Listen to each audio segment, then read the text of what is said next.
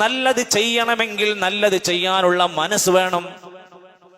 അതിന് 5 കാര്യങ്ങളാണ് ഉലമാക്കന്മാര് പറയുന്നത്. നല്ല മനസ്സോടെ പ്രവർത്തിക്കുന്നവരും അതിന് പറ്റാതെ പോകുന്നവരും അറിഞ്ഞിരിക്കാൻ. ഒന്നാമത് പറയുന്നത് സത്യസന്ധമായി നന്മ ചെയ്യാൻ ശ്രമിക്കലാണ്.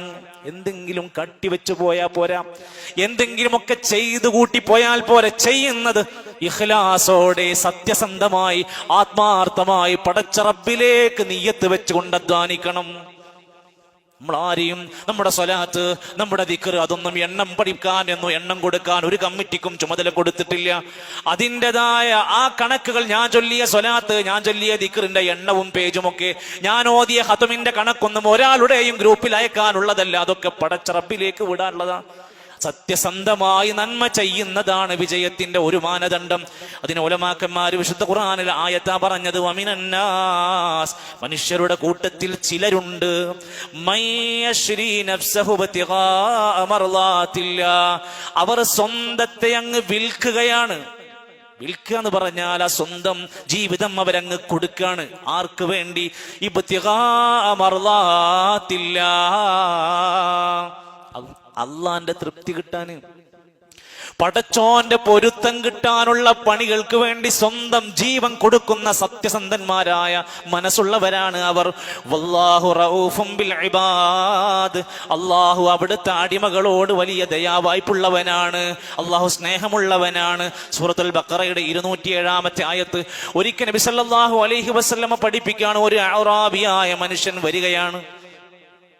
അറാബിയായ ഒരു ഗ്രാമീണനായ ഒരു അറബി, അദ്ദേഹം വന്നിട്ട് ഫആമന ബിഹി, നബിയെ നിങ്ങളെ പറയുന്നതൊക്കെ ഞാൻ വിശ്വസിച്ചിരിക്കുന്നു.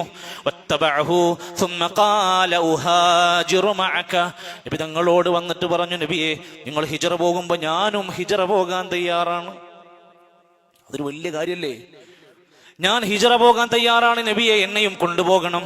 ഫൗസാ ബിഹി നബി സല്ലല്ലാഹു അലൈഹി വസല്ലം ബഅദ അസ്ഹാബിഹി, ചില സ്വഹാബിമാരോട് നബി തങ്ങൾ പറഞ്ഞു, ഇദ്ദേഹത്തെ ശ്രദ്ധിക്കണം, ഇദ്ദേഹത്തെ പരിഗണിക്കണം. അദ്ദേഹം ഈമാൻ സ്വീകരിച്ചവനാണ്, ഹിജ്റക്ക് വരെ സന്നദ്ധനായ ഒരു നല്ല മനുഷ്യനാണ്.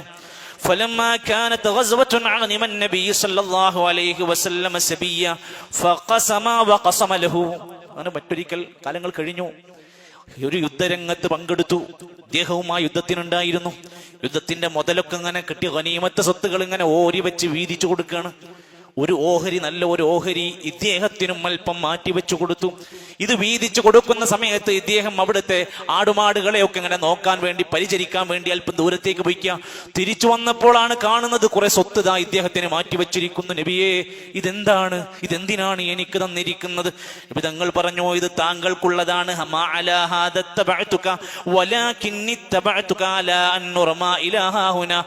നബിയെ, ഇതൊക്കെ എനിക്കെന്തിനാണ്? ഞാൻ ഇതിനൊന്നുമല്ല ഇസ്ലാം സ്വീകരിച്ചത്. ഞാൻ ഇത് കിട്ടാനല്ല യുദ്ധത്തിന് വന്നത്. ഞാൻ ഇത് മോഹിച്ചല്ല ഈ ദീനിലേക്ക് വന്നത്. നമ്മളൊക്കെ ചിന്തിക്കണം, നമ്മൾ എന്തിനാണ് ഈ ദീനിൽ നിൽക്കുന്നത്? ഇതൊന്നും മോഹിച്ചല്ല ഞാൻ ദീനിൽ നിൽക്കുന്നത്. നബിയെ, ഞാൻ എന്തിനാണ് ഇതിൽ വന്നത് എന്നറിയുമോ? അലാ ഹാദാ വലകിൻ ഇത്തബഅതുക, ഞാൻ നിങ്ങളുടെ കൂടെ യുദ്ധത്തിന് വന്നത്. അലാ അൻ ഉർമാ ഇലാഹാഹുനാ, ഈ ഹൽക്ക് കാണിച്ചു കൊടുത്തു, തൊണ്ട. എനിക്ക് ഇവിടെ ഇങ്ങനെ ശത്രുവിന്റെ അമ്പ് ഇങ്ങനെ തറച്ചിട്ട് രക്തം അങ്ങോട്ട് വാർന്ന് വീണ് നബിയെ ഷഹീദായിട്ട് അങ്ങോട്ട് സ്വർഗം കിട്ടണം, ഞാൻ അതിനാണ് വന്നിട്ടുള്ളത്. അതൊരു മോഹാണ്, അതൊരു സ്വപ്നാണ്. ഈ ശരീരത്തിൽ ചോര വാർന്ന് പിടഞ്ഞു വീണ് അള്ളാന്റെ സ്വർഗം കിട്ടാനാണ് ഞാൻ വന്നിക്കുന്നത്. ഈ സ്വത്തൊന്നല്ല എനിക്ക് വേണ്ടത്. ഇത് കേട്ടപ്പോൾ നബി സല്ലല്ലാഹു അലൈഹി വസല്ലമ തങ്ങൾ അവിടുന്ന് പറഞ്ഞു കൊടുത്തു, ഇൻ തസ്ദുഖില്ലാ യസ്ദുഖക, നീ അല്ലാഹുവിനോട് സത്യസന്ധമായിട്ടാണ് ഈ പറയുന്നതെങ്കിൽ അല്ലാഹു നിനക്കതിന്റെ കൃത്യമായ സത്യസന്ധമായി നിനക്കത് തരുന്നതാണ്. നീ അത് ആഗ്രഹിച്ചല്ലേ പ്രവർത്തിച്ചത്, പടച്ചോൻ തരും. ഫലബിസൂ ഖലീല, കുറച്ച് സമയം കൂടെ അദ്ദേഹം അവിടെ താമസിച്ചു. സുമ്മ നഹളൂ ഫീ ഖിതാലിൽ അദുവ്, പിന്നീട് ശത്രുക്കളുമായി യുദ്ധത്തിനങ്ങ് ഇറങ്ങി പുറപ്പെട്ടു. ഫഉതിയ ബിഹിൻ നബി സല്ലല്ലാഹു അലൈഹി വസല്ലം യുഹ്മൽ, പിന്നെ വരുന്നത് ഈ മനുഷ്യന്റെ ജനാസയാണ് എടുത്തുകൊണ്ട് വരുന്നത്. എടുത്തുകൊണ്ട് വന്ന് നബിതങ്ങളുടെ മുമ്പിലേക്ക് കാണിച്ചത്. നേരത്തെ നിന്ന് സംസാരിച്ച അതേ സ്ഥലത്ത് അദ്ദേഹത്തിന്റെ ജനാസയാണ് പിന്നീട് കിടക്കുന്നത്. നബിതങ്ങൾ പറഞ്ഞു സദഖല്ലാഹ് ഫസദഖഹു, അദ്ദേഹം അല്ലാഹുവിനെ സത്യപ്പെടുത്തി പ്രവർത്തിച്ചു, അല്ലാഹു അദ്ദേഹത്തെ അത് തന്നെ കൊടുക്കുകയും ചെയ്തു. അദ്ദേഹം ഷഹീദായി.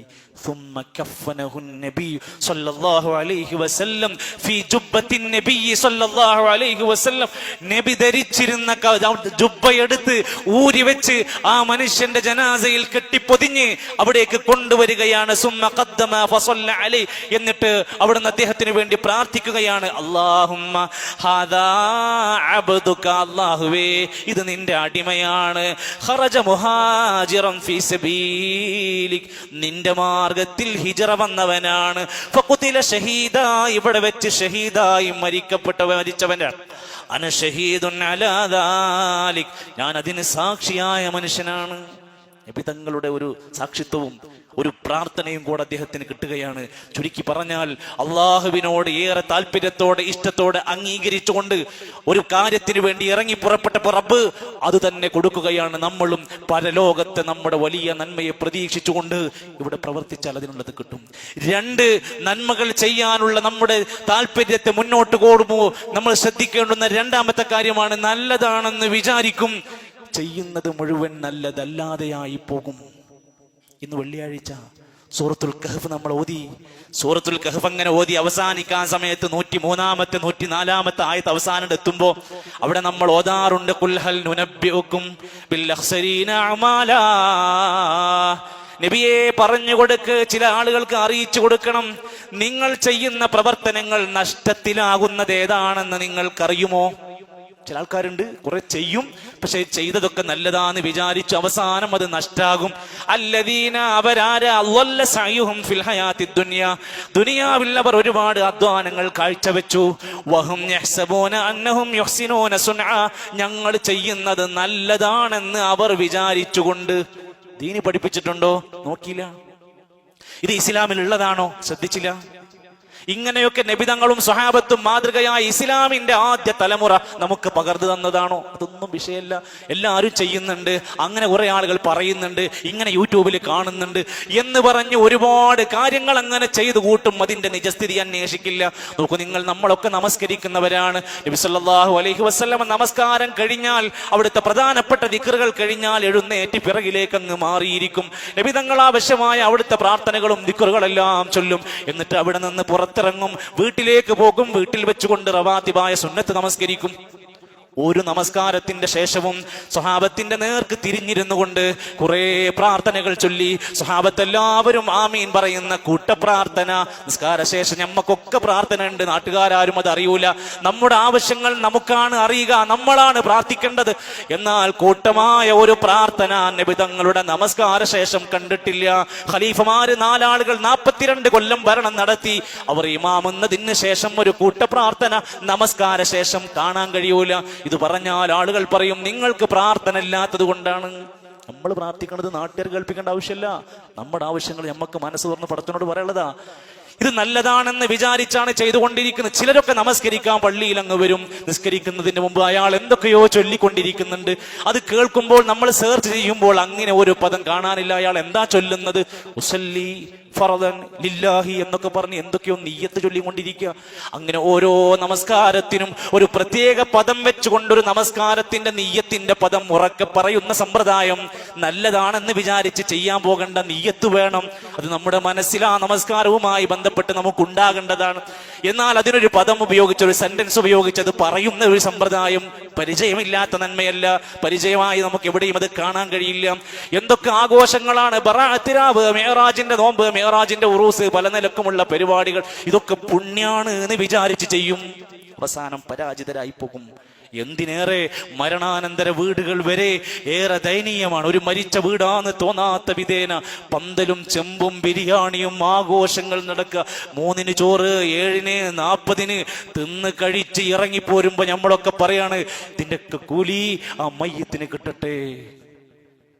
എന്റെ പ്രിയപ്പെട്ടവരെ, ഇസ്ലാമിൽ ആദ്യമായിട്ടല്ല കേരളത്തിലെ മരണങ്ങൾ, ലോക ചരിത്രത്തിൽ എത്രയെത്ര പ്രവാചകന്മാർ, എത്ര അമ്പിയാക്കന്മാർ, അവരുടെ ശിഷ്യന്മാർ, സ്വഹാബിമാരുടെ ചരിത്രത്തിലൊക്കെ അങ്ങനെ മരണ വീടുകളെ ചടങ്ങുകളാക്കി, ആഘോഷങ്ങളാക്കി, തീറ്റയുടെ കേന്ദ്രങ്ങളാക്കി, അവിടെ വെച്ചുകൊണ്ട് എന്തൊക്കെയോ പാടിയും പറഞ്ഞും പോയിക്കൊണ്ടിരിക്കുന്ന സമ്പ്രദായം ആരെങ്കിലും വിചാരിക്കുന്നുണ്ടോ ഇത് പുണ്യാണ് എന്ന്? നിങ്ങൾ തിരുത്തി പഠിക്കണം. പള്ളി ദർസുകളിൽ പഠിക്കുന്ന കിതാബുകളിൽ പോലും പാടില്ലെന്ന് പറയുന്ന കർമ്മമാണ് ഇത്. പിന്നെ നാട്ടിൽ ഇതിങ്ങനെ ചടങ്ങായി മാറിക്കൊണ്ടിരിക്കുക. പൈസ ഇല്ലാത്തവൻ ഇതൊക്കെ നടത്താൻ വേണ്ടി ബാപ്പ മരിച്ചതിലല്ലേ ഇവർ പെട്ടത്. ചടങ്ങ് കൊണ്ട് കുടുങ്ങിയ കുടുംബങ്ങളുണ്ട്. കടം മേടിച്ചിട്ടാ ചടങ്ങ് തീർക്കണത്. പോത്തിനെ മേടിച്ചില്ലെങ്കിൽ ഞാൻ ബാപ്പാനോട് സ്നേഹമില്ലാത്തവനാണോ എന്ന് തെറ്റിദ്ധരിക്കുമോ എന്ന് പേടിച്ചിട്ട് കടം പേടിച്ചും ചടങ്ങ് തീർത്തുകൊണ്ടിരിക്കുന്നവർ ഒന്ന് പഠിക്കണം. മരണാനന്തര കർമ്മങ്ങൾ ഇസ്ലാം പഠിപ്പിച്ചിട്ടുണ്ട്. യാസീൻ ഓതാ, വീട് താമസത്തിനന്ന് യാസീൻ, ഗൾഫ് പോണെന്ന് യാസീൻ, പ്രസവത്തിന് കൊണ്ടുപോകുമ്പോ യാസീൻ, എല്ലായിടത്തും ഒരു യാസീൻ ഓതണം എന്നത് എവിടെ നിന്നാണ് നമ്മൾ പഠിക്കേണ്ടത്? അല്ലാഹുവിന്റെ റസൂൽ സല്ലല്ലാഹു അലൈഹി വസല്ലമയാണ് യാസീൻ സൂറത്ത് നമുക്ക് പഠിപ്പിച്ചത്. നബിതങ്ങൾ അതിന് ഇന്ന സ്ഥലത്ത് ചൊല്ലുക, ഇത്ര തവണ ചൊല്ലുക, ഇന്നയാൾക്ക്, ചില ആളുകളൊക്കെ ഇന്നയാളുടെ പേരിൽ യാസീൻ ചൊല്ലുക, ഇന്നയാളുടെ പേരിൽ 10 ഫാത്തിഹ ഓതുക, ഇന്നയാളുടെ പേരിൽ 20 ഫാത്തിഹ ഓതുക. നമ്മൾ ഓതുന്നത് നമ്മക്കാ, വേറുള്ള പേരിൽ നമ്മൾ ഓതാൻ കഴിയില്ല. ഒന്ന് ആലോചിക്കണം പ്രിയപ്പെട്ടവർ, ഇതൊക്കെ നല്ലതാണെന്ന് വിചാരിച്ച് ചെയ്യുന്നവര് ഇത് നല്ലതാവണമെങ്കിൽ ഇസ്ലാമിനകത്ത് നബിതങ്ങളുടെ ഒരു മാതൃകയും കൽപ്പനയും അനുവാദവും ഉണ്ടായിരിക്കണം. 3, നന്മക്ക് അവസരം ഒരുപാട് കിട്ടും, തിന്മക്കും അവസരം കിട്ടും. ഇയാൾ അതിൽ നന്മയും തിന്മയും ചെയ്യാൻ അവസരം കിട്ടിയാൽ തിന്മ തെരഞ്ഞെടുക്കും. ഇത് നമ്മൾ ഇന്ന് കാണുന്ന 2026 നമ്മൾ വായിക്കേണ്ട ഹദീസാണ്. നന്മയും തിന്മയും ചെയ്യാൻ അവസരം കിട്ടും, അയാൾ തിന്മ തെരഞ്ഞെടുക്കും. സൗബാൻ റളിയല്ലാഹു അൻഹു ധരിക്കുന്ന ഹദീസ്, തിഹാമ പർവ്വതത്തോളം ഉയരത്തിൽ നന്മകളുമായി പരലോകത്ത് കടന്നു വരും. അല്ലാഹു തആലയുടെ പ്രവാചകൻ നബി സല്ലല്ലാഹു അലൈഹി വസല്ലം പറയാ, അത് ഹബാഅൻ മൻസൂറ, വിതറപ്പെട്ട പൊടിയാക്കി ധൂമമാക്കി തകർത്ത് കളയും. സ്വഹാബത്ത് ചോദിച്ചു, നബിയെ ഇത്രയും നന്മ ചെയ്തിട്ട് എന്തിനാണത് തകർത്തത്? നബിന്റെ മറുപടി കേൾക്കണം നിങ്ങൾ. അവര് നിങ്ങളെപ്പോലെ രാത്രി നിസ്കരിക്കുന്നവരും നിങ്ങളെപ്പോലുള്ള ആൾക്കാരൊക്കെ തന്നെയാണ്. വലാകിന്നഹും, പക്ഷേ അഖ്വാമുൻ, ആ വിഭാഗം ആളുകൾ, ഇദാ ഖലൂ ബിമഹാരിമില്ലാ, ഒരു നിഷിദ്ധമായ കാര്യത്തിന്റെ മുമ്പിൽ ഒറ്റക്കൊരവസരം കിട്ടിയാൽ ഇൻതഹകൂഹാ, അതങ്ങ് അവൻ നന്നായി ലംഘിച്ച് തകർക്കുന്നതാണ്. ഒറ്റക്കൊരവസരം കിട്ടിയാൽ അതൊക്കെ നന്നായിട്ട് തിന്മക്ക് വേണ്ടി ഉപയോഗിക്കും. എത്രത്തോളം എന്ന് വെച്ചാൽ പരസ്യമായി ഒരുപാട് നന്മ ചെയ്യുന്ന മനുഷ്യരാണ്, രഹസ്യമായി അതിലേറെ തിന്മ ചെയ്യുന്നവരായ മനുഷ്യരിന്നുണ്ട്. നാട്ടിലും അങ്ങാടിയിലും എല്ലായിടത്തും അയാൾ നല്ല അവസ്ഥയിലായിരിക്കും ഉണ്ടാവുക. സുഹൃത്തുക്കളെ, ഇതിന്ന് പേടിക്കണമെന്ന് പറയാനുള്ള കാരണം, സോഷ്യൽ മീഡിയ എന്ന് പറഞ്ഞാൽ ആളുകളെ കൊല്ലാനുള്ള സാധനമല്ല. നമ്മൾ കാരണം കൊണ്ട് ജനങ്ങൾ ആത്മഹത്യ ചെയ്യേണ്ടുന്ന അവസരമുണ്ടാകുന്നത് എത്ര ദുഷിച്ച അവസ്ഥയിലേക്ക് ഈ സമൂഹം മാറുന്ന ആലോചിക്കണം. നമ്മുടെ കൈകളിലുള്ള ഈ ഏറ്റവും അനുഗുണമായി ഉപയോഗിക്കേണ്ട social media, mobile phone, internet സംവിധാനം നല്ല ശ്രദ്ധയോടെ ചിട്ടയോടെ ഇനിയുള്ള കാലം ഉപയോഗിച്ചില്ലെങ്കിൽ വലിയ പ്രതിസന്ധി വരാൻ പോവാണ്. നാട്ടിൽ പുറത്തിറങ്ങാൻ പറ്റാത്ത അവസ്ഥയിലേക്ക് വരും.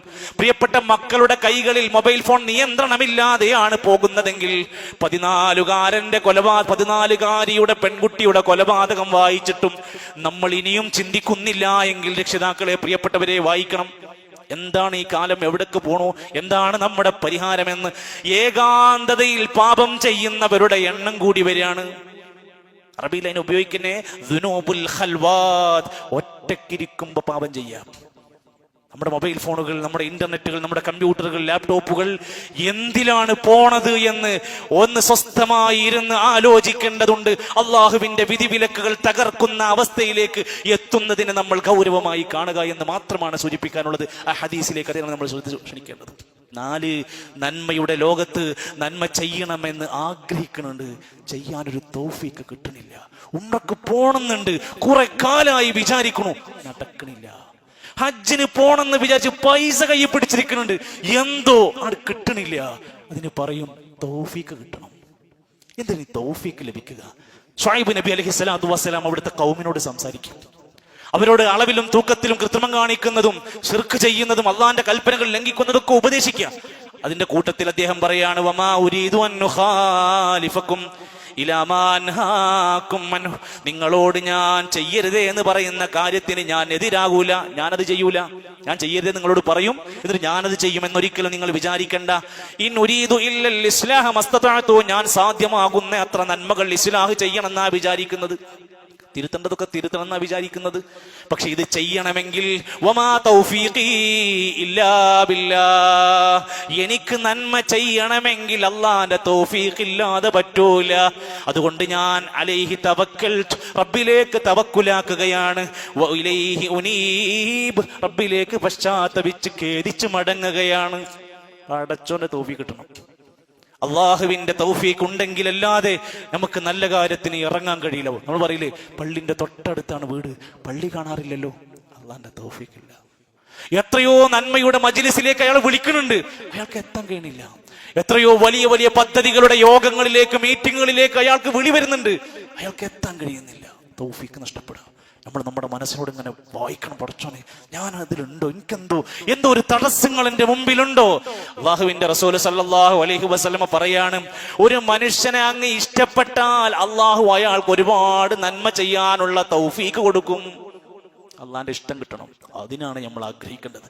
ഇദാ അറാദല്ലാഹു ബിഅബ്ദിൻ ഖൈറൻ ഇസ്തഅമലഹു, ഒരു അടിമയെ അല്ലാഹ് ഇഷ്ടപ്പെട്ടാൽ അയാളെ കൊണ്ട് നന്നായി പണിയെടുപ്പിക്കും. സഹാബത്ത് ചോദിച്ചു, അതെങ്ങനെയാണ് നബിയെ, അതെന്താ അതുകൊണ്ട് ഉദ്ദേശിക്കുന്നത്? നബി പഠിപ്പിക്കുകയാണ്, യുവഫിഖുഹു ലിഅമലിൻ സാലിഹിൻ ഖബ്ലൽ മൗത്ത്, മരിക്കുന്നതിന്റെ മുമ്പ് ഒരുപാട് നന്മ ചെയ്യാനുള്ള തൗഫീഖ് ലഭിക്കും. എല്ലാവർക്കും 24 മണിക്കൂർ തന്നെ, പക്ഷെ ചിലരുടെ സമയം ആലോചിച്ചു നിങ്ങൾ, അയാൾക്കൊരു നിമിഷം നന്മക്ക് ഒഴിവുണ്ടാവില്ല. ഒഴിവില്ലാത്ത തൗഫീക്ക് പടച്ചം കൊടുക്കും. എങ്ങനെയാണ് ഇത് നടക്കുന്നത് എന്ന് അത്ഭുതപ്പെട്ടു പോകും. പടച്ചവന്റെ തൗഫീക്ക് ലഭിക്കില്ല. എന്നാൽ ചില മനുഷ്യരുണ്ട്, തിന്മകൾ അധികമായാൽ അവർക്ക് നല്ലത് ചെയ്യാനുള്ള മനസ്സ് പോലും ഉണ്ടാവൂല.